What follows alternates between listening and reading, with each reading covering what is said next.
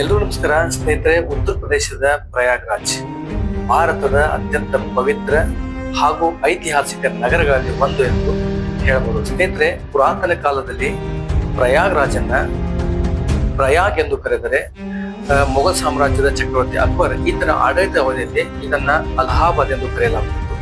ಜೊತೆಗೆ 2018ರಿಂದ ಇದನ್ನ ಅಧಿಕೃತವಾಗಿ ಮತ್ತೆ ಪ್ರಯಾಗ್ರಾಜ್ ಎಂದು ಕರೆಯಲಾಗುತ್ತದೆ.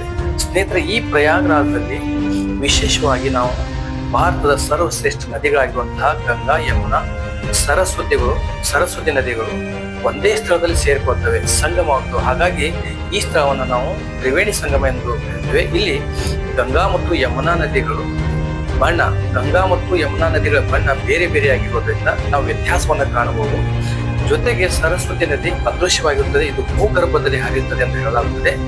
ಈ ನದಿಗಳು ಸಂಗಮವಾಗಿರುವಂತಹ ಸ್ಥಳವನ್ನು ನಾವು ದೋಣಿಗಳ ಮೂಲಕ ಸಂಚರಿಸಿ ನೋಡಬಹುದು. ಅತ್ಯಂತ ವಿಶೇಷವಾಗಿರುವಂತಹ ಈ ಒಂದು ತ್ರಿವೇಣಿ ಸಂಗಮ. ಜೊತೆಗೆ ಇದನ್ನು ಹೊರತುಪಡಿಸಿದರೆ ಪ್ರಸಿದ್ಧವಾದಂತಹ ಹನುಮಾನ್ಜಿ ಮಂದಿರ, ಭೂಮಿಯ ಕೆಳಮಟ್ಟದಲ್ಲಿ ಮಲಗಿರುವಂತಹ ಆಸನದಲ್ಲಿ ನಿರ್ಮಿಸುವಂತಹ ಪ್ರಸಿದ್ಧ ದೇವಸ್ಥಾನವನ್ನು ನಾವಿಲ್ಲಿ ಕಾಣಬಹುದು. ಸಿಂಧೂರದಿಂದ ಅಲಂಕಾರಗೊಂಡಂತಹ ಈ ಹನುಮಾನ್ಜಿ ಮಂದಿರದಲ್ಲಿ ಪ್ರತಿ ಮಂಗಳವಾರ ಮತ್ತು ಶನಿವಾರ ವಿಶೇಷ ಪೂಜೆಯನ್ನು ನಡೆಸಲಾಗುತ್ತದೆ.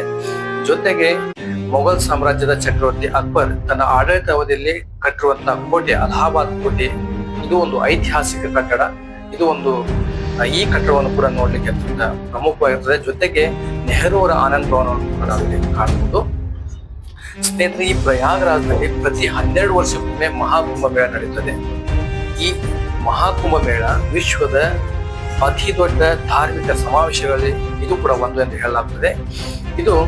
ಈ ಒಂದು ಮಹಾಕುಂಭ ಮೇಳದ ಸಮಯದಲ್ಲಿ ಕೋಟ್ಯಾಂತರ ಸಾಧು ಸಂತರು ಭಕ್ತರು ಈ ಒಂದು ಕುಂಭಮೇಳಕ್ಕೆ ಭಾಗವಹಿಸ್ತಾರೆ. ಈ ಸಮಯದಲ್ಲಿ ಒಂದು ಆಧ್ಯಾತ್ಮಿಕ ಭಾವನೆಯನ್ನ ಉಂಟು ಮಾಡ್ತದೆ. ಸ್ನೇಹಿತರೆ, ಇದಾಗಿತ್ತು ಇವತ್ತಿನ ಈ ವಿಡಿಯೋ. ಪ್ರಯಾಗ್ರಾಜ್ ಸಂಬಂಧಪಟ್ಟಂತ ಕೆಲವೊಂದಿಷ್ಟು ಸಂಕ್ಷಿಪ್ತ ಮಾಹಿತಿ. ಸ್ನೇಹಿತರೆ, ನಾವು ಭೇಟಿ ಕೊಟ್ಟಂತಹ ಗಂಗಾ ಮತ್ತು ಯಮುನಾ ನದಿಗಳು ಸಂಗಮವಾಗಿರುವಂತಹ ಸಣ್ಣ ಸಂಕ್ಷಿಪ್ತ ವಿಡಿಯೋ, ಜೊತೆಗೆ ಹನುಮಾನ್ಜಿ ಮಂದಿರ ಒಂದು ದೇವಸ್ಥಾನ ವಿಡಿಯೋವನ್ನು ನಾವು ಯೂಟ್ಯೂಬ್ನಲ್ಲಿ ಹಾಕಿದ್ದೀವಿ. ಈ ವಿಡಿಯೋ ನಿಮಗೆ ಇಷ್ಟವಾಗಿದ್ದರೆ ಲೈಕ್ ಮಾಡಿ, ಸಬ್ಸ್ಕ್ರೈಬ್ ಮಾಡಿ. ಜೈ ಹಿಂದ್.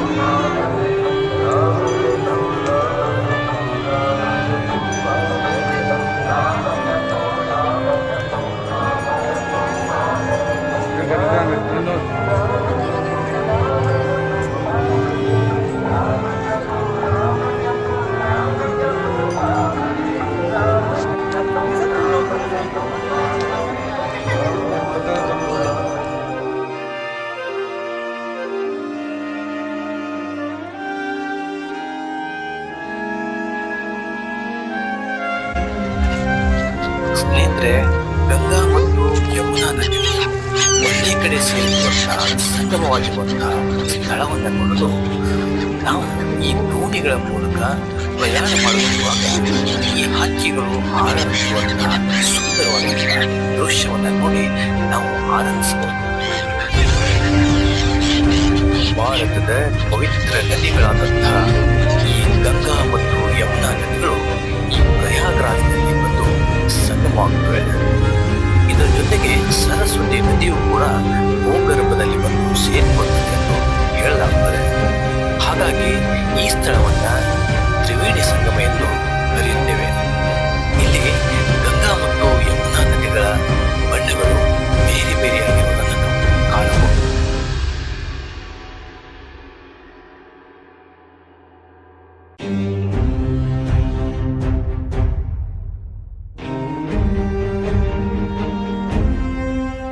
ಭಾರತದ ಅತ್ಯಂತ ಪವಿತ್ರ ಹಾಗೂ ಐತಿಹಾಸಿಕ ನಗರವಾಗಿರುವಂತಹ ಈ ಸ್ಥಳಕ್ಕೆ ನೀವು ಕೂಡ ಭೇಟಿಯಾಗಿದ್ರೆ ಅವಶ್ಯವಾಗಿ ಕಮೆಂಟ್ ಮಾಡಿ.